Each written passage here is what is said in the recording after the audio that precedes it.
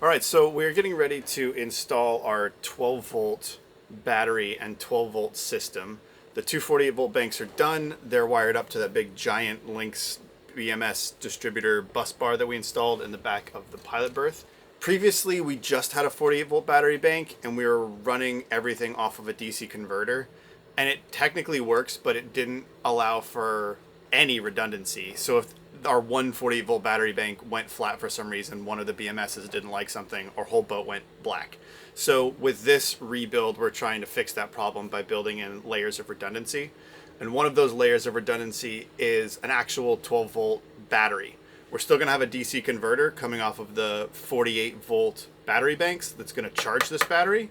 But then this battery is going to act sort of like a buffer, an expansion tank, so to speak, so that most of the loads will just be running through the DC converter most of the time. But when we use things like our electric winch in the cockpit, that large load, even though it's short, the battery is going to assist the 12 volt side running that. So this is another lithium Victron NG.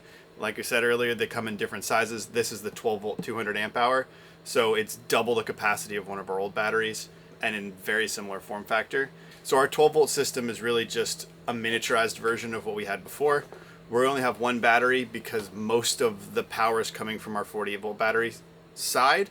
We're still gonna have one battery that's a buffer, another fuse on top of that, and then it's gonna go to a smaller Lynx distributor bus. We have another BMS that controls that battery and makes sure nothing bad happens, and then two more Lynx distributors. These two distributors are mostly running loads into these little like Blue Sea fuse blocks. These are like resettable fuses, so they're like halfway between a fuse and a breaker. It's not really a switch, but you don't have to like throw it away if it ever trips. You can just reuse it. So from these distributors, we're gonna have 6 basically separated subsystems. They're all running through a battery protect, so we can switch them on and off, and also the BMS can switch them on and off if they want to. And then those are each going to one of these bricks. So rather than having one panel with, 100 different switches on it to turn off every single light or every single load, we're going to have them grouped into subsystems, and those are sort of like in a zone. So for instance, when we leave the boat, we can push one button and all of our water system will shut off. The saltwater pumps, the freshwater pumps, the water maker, so nothing can be making water while we're gone. We'll walk through that board later. I just finished kind of temporarily putting this together on the bench, and I think I have everything that we need to actually go and install it. So I need to make another mounting board, and then we can go install this stuff up in the boat.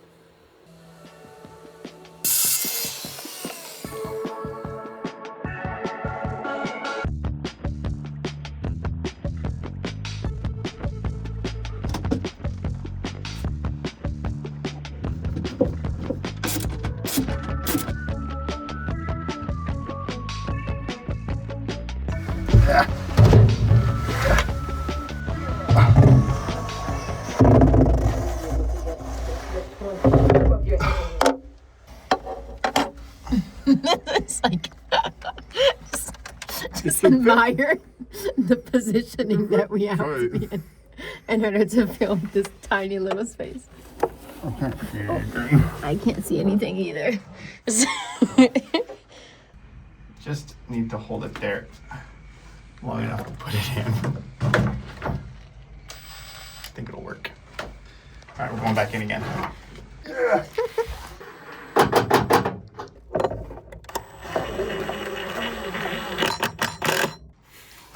Did it work? Yeah, it did work. Sweet. Oh, one down. 3 more to go.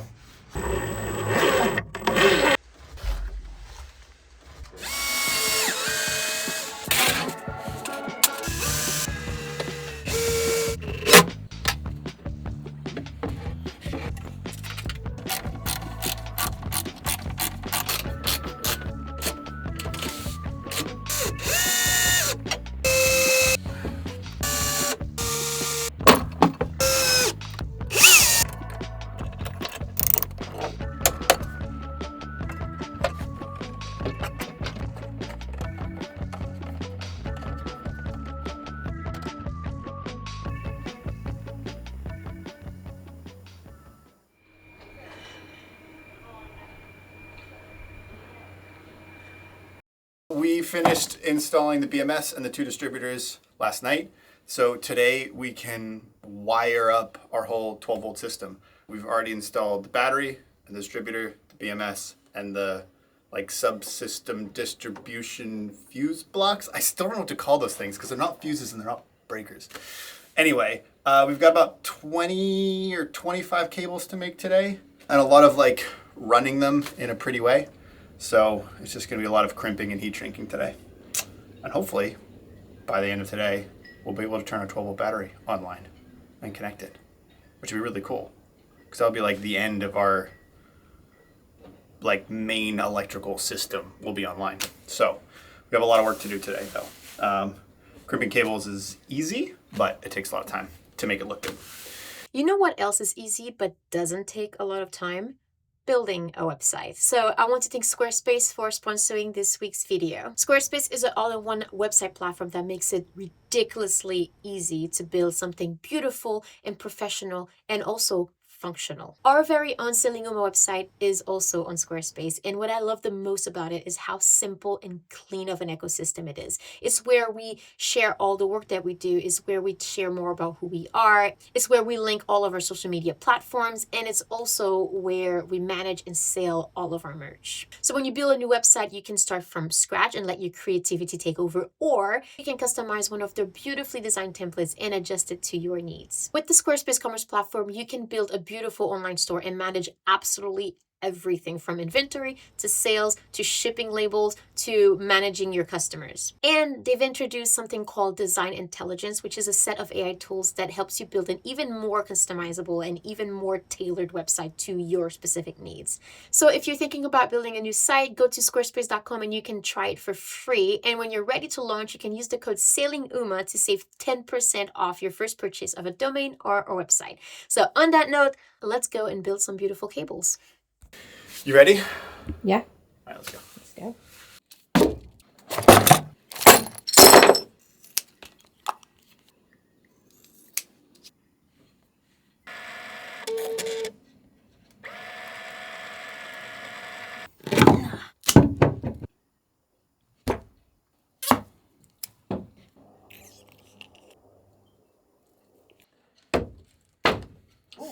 Beautiful.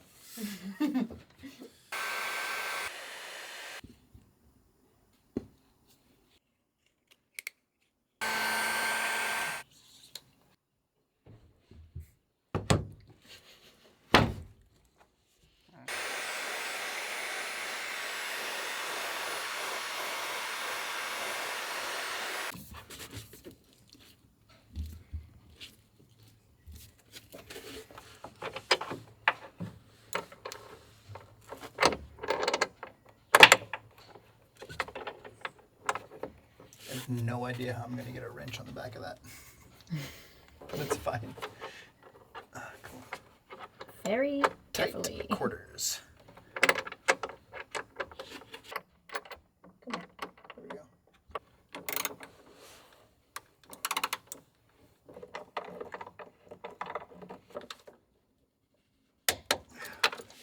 All right, the first 2 big battery cables are done. Those are the ones that are going to connect our 12 volt battery to our 12 volt distribution and BMS. And now we need to connect these distributors to all of these fuse blocks. So now we've got 12 little cables to make. And it's all just going to be kind of in here, and it's all going to be a little bit fiddly. But yeah, those are the hard ones. Cool.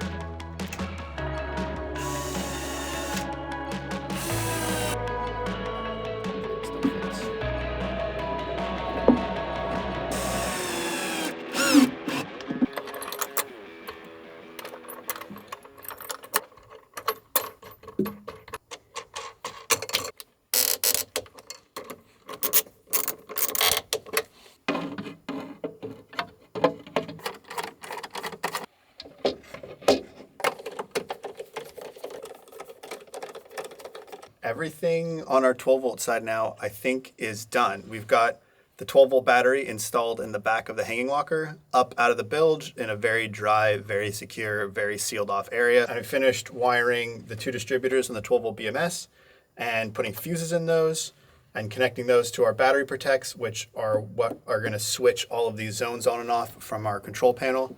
And then we've wired those up to these fuse blocks. So our roots are built on our electrical tree.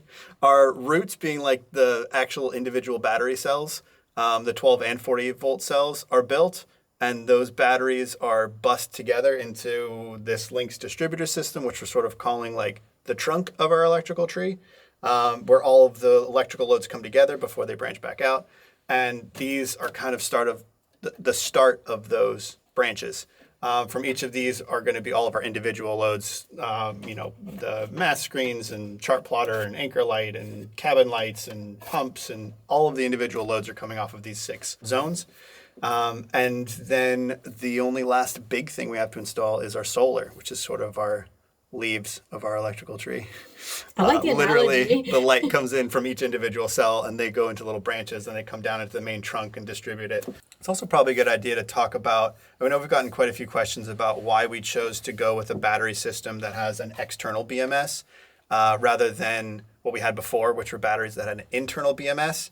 And although the install and the troubleshooting and stuff tends to be easier on batteries with internal BMSs, because you can kind of just drop them in, wire them together. You don't have to run all these cables and stuff.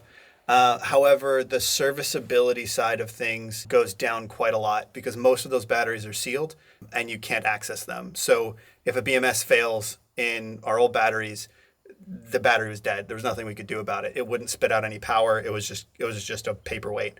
Whereas with this system, it's not really very smart, quote unquote. It's a lot of copper, and it's a lot of cables, and it's a lot of bolts. And there's not a whole lot of circuit boards in any of this stuff that can fail and cause software issues that trip up our system and cause things to go dead, which is something we really, really like. In our batteries, they're technically waterproof because they have a gasket around the edge, but you can disassemble the battery with a Phillips head screwdriver. And inside are just cells with bus bars.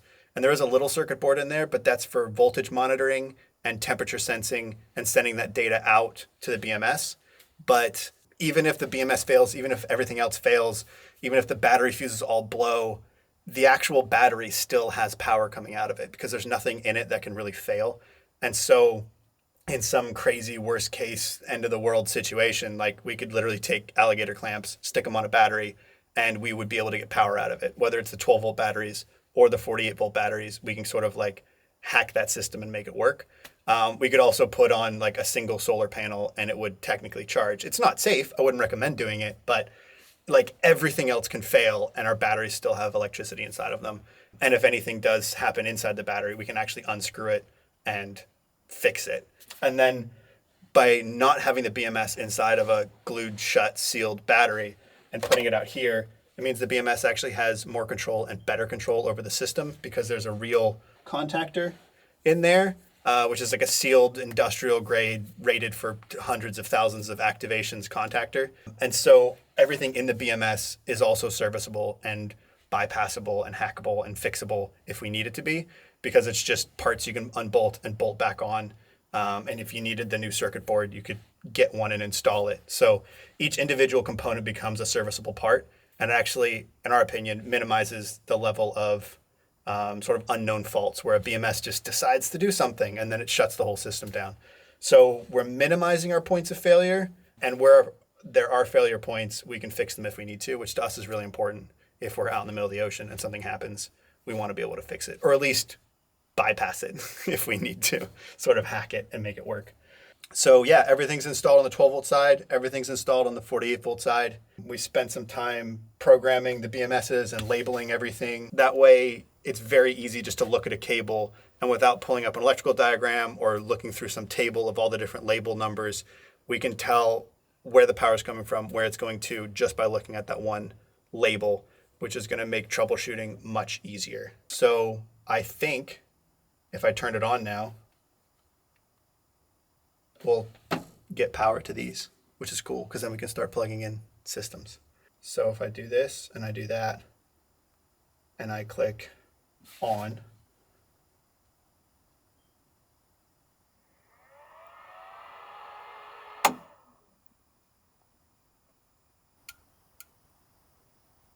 that was anticlimactic. It's like, and I'm on. I don't see any smoke. These are green. They've got power. I should probably get a voltmeter and check to see if these have power. Yeah, and I can turn the 48 volts on too, and they should start self-charging. That one has 2 contactors because it's 1,000 amps.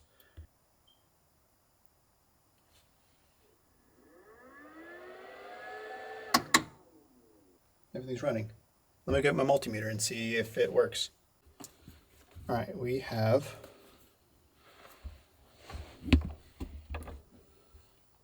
13.1 volts coming out of the battery. And we have 13.09 volts coming to the distribution. So that all works. And then this should have 50 something volts. 52.4. Cool. That's incredibly anticlimactic. In a good way. In a good way. And it works. It's about as redundant as we can make it without making it ridiculous. We have 2 48-volt battery banks all running into a single bus, which means any one of those banks could go offline and we'd still be able to run the entire boat. That we're building each bank to be capable of running the whole boat. So fully loaded, each bank can run it, which means when we're running both battery banks, they're running at even if we maxed out everything on the entire boat, they're running at 30% capacity or 25% capacity or something. It's very low. And so both of those 48 volt banks have the potential to charge the 12 volt battery through this DC converter, which comes into this 12 volt bus. And the BMS is on the other side of that, which controls the 12 volt battery. So even if the 12 volt battery goes offline, we still have 12 volt power because it's coming through this DC converter, which is what our whole boat was running off of before, except when our one battery bank went dead, the whole boat went black because we only had one battery bank and this DC converter. So now, even if the entire 48 volt system goes offline, we still have the 12 volt battery as backup. And so there's multiple levels of redundancy built into the system. So the goal is that our boat will never go pitch black again, unless for some insane reason, I don't know, we roll and fills halfway through full of water, whatever. But it won't just be a simple single point of failure anymore. So yeah, this is pretty much done. We've got a little bit more cleanup to do with some of these network cables that we have sort of just strung around. And then we can start plugging in loads. This was an incredibly anticlimactic powering on. I like it. No smoke, no sparks, no weird noises. Oh. Good timing, buddy. That's just this saying. Use me or shut me off. Great timing. I heard you. It's no weird noises. Beep. It actually jumped me a little bit. I was like, wait, what?